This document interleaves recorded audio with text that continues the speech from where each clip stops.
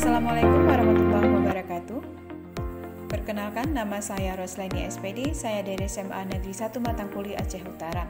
Pada kesempatan ini, saya mewakili dari kelompok 2 yang beranggotakan Bapak Deli Maulana, Ibu Fitri Arizona, dan Ibu Rika Syufrina.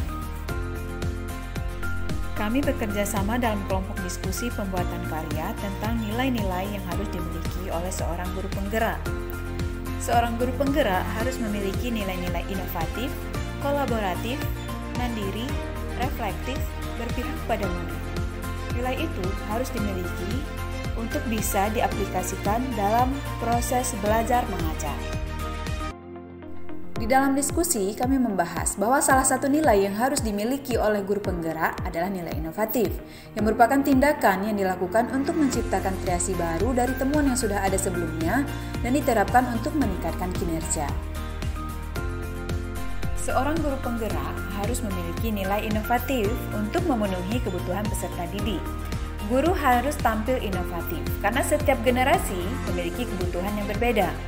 Nilai inovatif memungkinkan guru untuk menciptakan metode pembelajaran yang relevan dan menarik bagi siswa, sehingga dapat menyesuaikan strategi pembelajaran dengan gaya dan minat belajar siswa berdasarkan perkembangan teknologi terkini.